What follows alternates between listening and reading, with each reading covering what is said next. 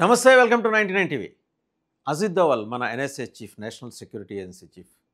ఆయన వేసిన స్కెచ్కి కలుగులోంచి ఎలుకలు అలా బయటకు వచ్చేస్తున్నాయి. కలుగు బయట మంట పెట్టాడు ఆయన. టెర్రరిస్టుల కలుగు బయట మంట పెట్టాడు.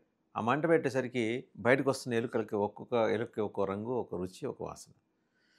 సో కొన్ని ఎలుకలేమో బంగ్లాదేశ్ ఎలుకలు, కొన్ని టర్కీ ఎలుకలు, కొన్నేమో 3H ఎలుకలు. 3H అంటే హెజ్బుల్లాస్, హౌతీస్, అలాగే హమాస్. సో ఆ చిట్ట చివర కలుగులోంచి బయటకు వచ్చిన చిట్ట చివరి ఎలుకల్ని ఈయన పట్టుకొని ఎగ్జామిన్ చేస్తే అందులో హమాస్ ఎలుకలు ఎక్కువ తేలినాయి. హెజ్బుల్లాస్, హౌతీస్ పెద్దగా లేవు, కానీ హమాస్ ఎందుకని తేలాయంటే they have planned Hamas kind of attacks అనమాట. భారతదేశంలో ఎప్పుడు డిసెంబర్ 6, జనవరి 26 ప్లాన్ చేశారు. దాన్ని ఈయన ఆధ్వర్యంలోని బృందం దాన్ని మాత్రం ఆ నెక్సస్ని ఛేదించి ఒక్కటొక్కటి బయటికి తీసుకొస్తూ వస్తున్నారు. ఇప్పుడు ఈ ఉగ్రవాద కార్యకలాపాలకి కేంద్రంగా మారిన అల్ ఫలా యూనివర్సిటీ ఎక్కడుంది?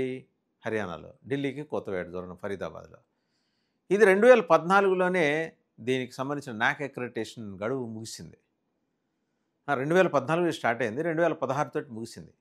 ముగిసిన తర్వాత మళ్ళీ ఎక్స్టెన్షన్ ఎలా వచ్చిందో తెలియదు. అండ్ అలాగే దాంట్లో 80% అక్కడ ఉద్యోగాలు చేస్తున్న వాళ్ళు, అలాగే చదువుకుంటున్న వాళ్ళు, వైట్ కాలర్ టెర్రర్ డాక్టర్స్. వాళ్ళు చదువు చెబితే వాళ్ళు ప్రొఫెసర్స్, చదువుకుంటూ ఉంటే డాక్టర్స్. వాళ్ళు 80% అక్కడి నుంచే ఉన్నారు. సస్పెక్టెడ్ లిస్టులోంచి ఉన్నవాళ్ళు. అందులో ఒక ఆయన జమ్మూ కాశ్మీర్ లెఫ్టినెంట్ గవర్నర్ అయితే అక్కడ శ్రీనగర్లో మెడికల్ కాలేజీలో పనిచేస్తున్నప్పుడు జాతి వ్యతిరేక కార్యకలాపాలకు పాల్పడ్డారన్న అభియోగం మీద ఆయన తొలగించారు. అక్కడ ఆయనకి ఈ యూనివర్సిటీ, అల్ఫలా యూనివర్సిటీ అవకాశం ఇచ్చింది. ఆయనతో పాటు డాక్టర్ షహీం, లేడీ డాక్టర్. ఆవిడ ఈ నెట్వర్క్కి Jaishe Mohammed women network chief recruiter భారతదేశంలో. ఆవిడ ఇలా ఒక 12-15 మంది గుంపుగా ఉన్నారు. వాళ్ళు 6గురిని పట్టుకున్నారు. ఒక 15 మంది మొబైల్ స్విచ్ ఆఫ్. సో ఈయన హీ స్టార్టెడ్ ప్రోబింగ్. ఎక్కడి నుంచి వచ్చేసారు ఇలాగా? 2014 లోపల అసలు వాళ్ళకి అనుమతులు ఎలా లభించాయి? First of all Alfalah university. ఎందుకంటే ఆ university Alfalah group chairman Javed Ahmed Siddiqui హైదరాబాద్లో అరెస్ట్ అయ్యాడు కపుల్ ఆఫ్ డేస్ అగో.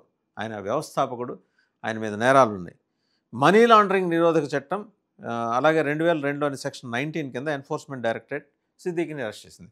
ఇక్కడ విషయం ఏంటంటే మనీ లాండరింగ్ చేశాడనేది పెరిఫెరల్గా సిద్దికి మీద కనిపిస్తున్న అభియోగం.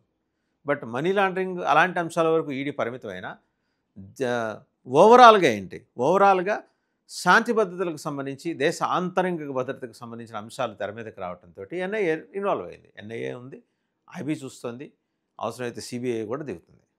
సిద్దికి బ్రదర్ని ఇంతకుముందు అరెస్ట్ చేశారు. వీళ్ళేంటి అసలు యూనివర్సిటీ స్థాపించడానికి మోటివ్ ఏంటి? వీళ్ళకి ఫండింగ్ ఎక్కడి నుంచి వచ్చింది అని చూస్తుంటే ఇప్పటివరకు అందుతున్న ప్రాథమిక సమాచారం ఏంటంటే వీళ్ళకి బంగ్లాదేశ్ నుంచి సాయం ఉంది, టర్కీ నుంచి కూడా సాయం ఉంది. వీళ్ళిద్దరికి ఇంకొకళ్ళు తోడయ్యారు, అజర్బైజాన్ అనే దేశం కూడా సాయపడింది. సో బేసిక్గా ఏంటంటే ఇస్లామిక్ ఫండమెంటలిజాన్ని ప్రపంచవ్యాప్తంగా బలంగా వెళ్ళూనుకునేలా చేయడం కోసం జైషే మొహమ్మద్ ఏర్పాటు చేసుకున్న ఒక వింగ్కి వీళ్ళు లాజిస్టిక్ సపోర్ట్ ఇస్తున్నారు. ఉమెన్ రిక్రూటర్గా డాక్టర్ షహీన్ ఉంటే మిగిలిన వ్యవస్థలన్నీ వీళ్ళు నడిపారు. ఎవరు? సిద్దికి అండ్ ఆయన బ్రదర్, అహ్మద్ సిద్దికి అండ్ ఆయన బ్రదర్. ఈయన ఎర్రకోట కారు బాంబు పేల్డ్ నిందితులకు ఈ అల్ఫలా యూనివర్సిటీ సంబంధాలు ఉన్నాయి ఎస్టాబ్లిష్ అయింది. ఎందుకంటే డాక్టర్ ఉమర్ ఉన్ నబీ ఆయన చనిపోయే ముందు కూడా ఒక వీడియో రిలీజ్ చేశాడు. ఆ వీడియో రిలీజ్ చేస్తూ అందులో ఆయన ఏం చెప్పుకున్నాడు? ఆత్మాహుతి చేయటం అనేది తనకి స్వర్గానికి తీసుకెళ్తుంది. సో స్వర్గంలో అపరిమితమైన ఆనందం ఉంటుందట. సో ఆ అపరిమితమైన ఆనందం కోసం ఇక్కడ బాంబు పేలుడికి కారకుడయ్యాడు. తాను చనిపోవడంతో పాటు ఇంకో 9 మంది తీసుకుపోయాడు. సో మరి అక్కడ వాళ్ళకి దొరికే స్వర్గం గురించి ఆయన ఆ వీడియోలో చెప్పుకుంటూ వచ్చాడు.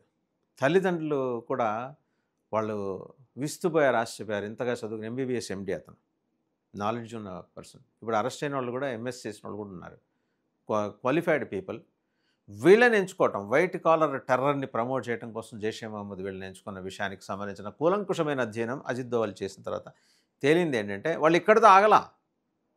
వాళ్ళు గనక పట్టుపడకపోయి ఉంటే డిసెంబర్ 6, జనవరి 26 నాడు they have a very big plan అన్నమాట. ఎలా కేవలం ఎర్రకోట దగ్గర అది తాత్కాలికంగా వాళ్ళు అప్పటికప్పుడు అనుకోని నిర్ణయం తీసుకొని చేసుకున్న ఆత్మాహుతి దాడి. కానీ వాళ్ళ టార్గెట్స్ వేరున్నాయి, ఢిల్లీ గానీ, దేశంలోని వివిధ ప్రాంతాలు గానీ. ఈ తరహా దాడులు, రాకెట్‌తో దాడులు చేయటం మనకు గుర్తుంటే ఇజ్రాయేలీలందరూ వాళ్ళ వార్షిక పండగను జరుపుకుంటున్న వేళ హమాస్ ఏ రకంగా దాడి చేసిందో మనం గనక చూస్తే 1500 మంది ప్రాణాలు పట్టున పెట్టుకుంది. అదేంటంటే వాళ్ళు దాన్ని వాళ్ళు ఆజాదీ పోరులాగా చూస్తున్నారు. స్వాతంత్ర పోరుగా వాళ్ళు హమాస్ అభివర్ణించుకుంది. అలాంటి ఒక కార్యక్రమాన్ని ఇక్కడ భారతదేశంలో ఇంప్లిమెంట్ చేయాలనే ఒక దుష్టమైన ఆలోచనతోటి, ఒక తీవ్రమైన నేరపూరితమైన దుష్ట ఆలోచనతోటి, తలంపుతోటి హమాస్ ఏంటంటే వీళ్ళకి సపోర్ట్ చేస్తుంది, ఈ టెర్రరిస్టులకి. పేరుకు వీళ్ళు జైషే మొహమ్మద్కి అనుబంధంగా పనిచేస్తున్నప్పటికీ వీళ్ళకి లాజిస్టిక్ సపోర్ట్స్ అన్నీ బంగ్లాదేశ్ నుంచి, టర్కీ నుంచి వస్తున్నట్టు. అజర్బైజాన్ అంటే ఇక ఇతమితంగా నిర్ధారణ కాలేదు కాబట్టి వాళ్ళు ఉన్నారనేది ప్రాథమికంగా ఎస్టాబ్లిష్ అవుతున్న వాస్తవం. ఎనీహో మిగిలిన వివరాలన్నీ దర్యాప్తు సంస్థలు సకాలంలో తెలియజేస్తాయి. హమాస్ కనుక దాడి చేస్తే ఎలా ఉంటుంది? రాకెట్ లాంచర్లతోటి, డ్రోన్లతోటి దాడి చేస్తే పౌర నివాసాల మీద ఒక్క మాట ఆలోచించండి. కేవలం పౌర నివాసాలే కాదు, vital installations across the country వాళ్ళు దే హ్యావ్ ప్లాన్డ్. సో ఒక ప్రపంచంలో అత్యంత ప్రమాదకరమైన ఉగ్రవాద గ్రూప్ వీటన్నిటి తర్వాత, సరే జైషే మొహమ్మద్ కానీ, లష్కర్ ఏ తోయిబా కానీ, ఇవన్నీ ఉగ్రవాద విశ్వవిద్యాలయాలు, అవి తయారు చేస్తాయి. ఆ తయారు చేసిన వాటిని ఎలా ప్రయోగించాలనేది టర్కీలోను, బంగ్లాదేశ్లో ఉన్న ఈ హమాసు, హౌతీసు, హెజ్బుల్లాసు నిర్ణయిస్తున్నారు. వీళ్ళకి ఫండింగ్, వీళ్ళు మనకి ఇక్కడున్న ఈ దేశంలో ఉన్న ఈ టెర్రరిస్టులకు ఫండింగ్ ఇస్తున్నారు అంటే అసలు వీళ్ళకి ఫండింగ్ ఎక్కడి నుంచి వస్తుంది? ఇది చాలా మౌలికమైన ప్రశ్న. దాంట్లోనే అజిత్ దోవల్ ప్రధానంగా ఇన్వాల్వ్ అయినారు.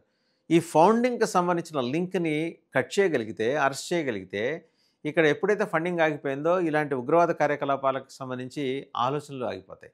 చక్కగా చదువుకొని నెలకి 4-5 లక్షల రూపాయల సంపాదన ఉన్న డాక్టర్స్ ఇందులో ఇన్వాల్వ్ అయ్యారంటే కొంతమంది లీడర్స్ అడుగుతున్నారు, ఏం మాయరోగం వచ్చింది వాళ్ళకి? ఈ దేశం ఏం తక్కువ చేసింది? ఇక్కడ పుట్టారు, ఇక్కడ పెరిగారు, ప్రభుత్వం వాళ్ళ మీద ఖర్చు పెడితే చదువుకున్నారు, విద్యావంతులుగా మంచి మార్కులతో బయటకు వచ్చారు, ఉద్యోగాలు చేసుకుంటూ నెలకు 4-5 లక్షల రూపాయలు సంపాదించుకుంటున్నప్పుడు వాళ్ళ కుటుంబాలను వాళ్ళు సాధారణంగా లీడ్ చేయడం కాకుండా వాళ్ళ నెక్స్ట్ జనరేషన్కి మంచి భవిష్యత్తు ఇవ్వడానికి కావాల్సిన ఫైనాన్షియల్ అసిస్టెన్స్ దొరుకుతున్నప్పుడు ఇలాంటి దుర్మార్గమైన తలంపుకి ఎందుకు వాళ్ళు దిగాల్సి వచ్చింది? వాళ్ళని ప్రేరేపిస్తున్న సంస్థ అంటే జైషే మొహమ్మద్.